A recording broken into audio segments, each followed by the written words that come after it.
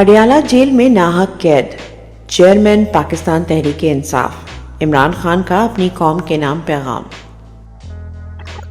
اپنی قوم کو ایک مرتبہ پھر یاد دہانی کروانا چاہتا ہوں کہ وزیر آباد اور جوڈیشل کمپلیکس واقعات میں مجھے قتل کرنے کی 2 مرتبہ کوشش کی گئی تھی۔ وزیر آباد واقعے کی CCTV فوٹیج ISI نے چوری کی۔ جہاں مجھ پر حملہ ہوا وہاں کا کنٹرول رات کو ISI نے سنبھال لیا تھا۔ اب ایک مرتبہ پھر سے ان کی ٹانگیں کانپ رہی ہیں۔ بھکلا کر انہوں نے جیل سے سختی بڑھا دی ہے۔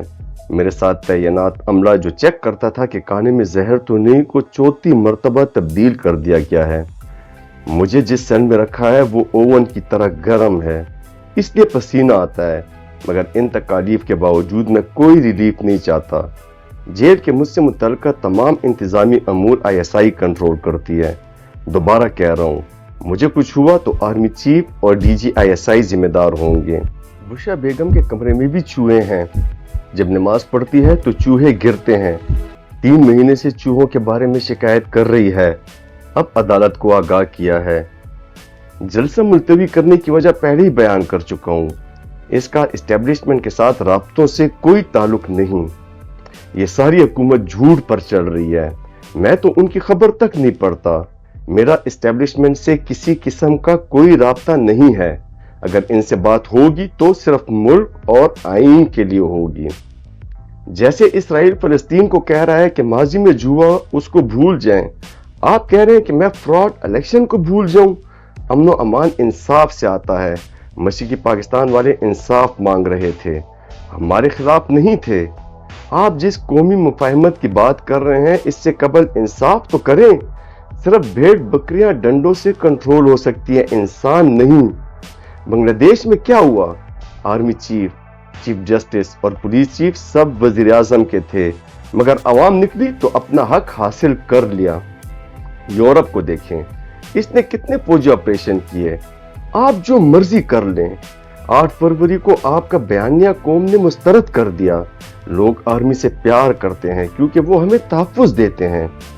8 فروری کے الیکشن سے قبل 9 مئی کی آڑ میں عوام پر فالس فلیگ آپریشن کیا گیا۔ اس آپریشن میں ہم پر تشدد کیا گیا، ہماری پارٹی پر پابندی لگائی گئی، لیکن عوام نے اپنی رائے کا بھرپور اظہار کرتے ہوئے ہر بیانیے کو مسترد کیا۔ دوسری جانب فارم 47 کی حکومت مسلط کر دی، جنہیں اداروں میں اصلاحات سے کوئی دلچسپی نہیں ہے۔ انہوں نے صرف قرض لیے، جس سے مہنگائی بڑھ رہی ہے۔ تمام اثاثے بیرون ملک ہونے کے باعث انہیں پاکستان کی ترقی یا تنزلی سے کوئی لینا دینا نہیں۔ بڑی ملٹی نیشنل کمپنیاں اور پروفیشنلز ملک چھوڑ کر جا رہے ہیں، جس سے بے روزگاری اور مزید مہنگائی کا دور آ رہا ہے۔ شوکت خانم کے CEO نے بتایا کہ پروفیشنلز کے باہر جانے سے ادارہ چلانے میں مشکل ہو رہی ہے۔ منصوبہ بندی اور اصلاحات صرف مینڈیٹ والی حکومت کر سکتی ہے۔ اگر عوام تنقید کرے تو یہ ڈیجیٹل دہشت گرد بنا دیتے ہیں۔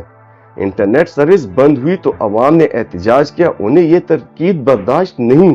اب عوام اپنی مشکلات کی شکایت نہ کرے۔ ان سب مسائل کا ذمہ دار بھی قوم ایک خاص ادارے کو سمجھتی ہے۔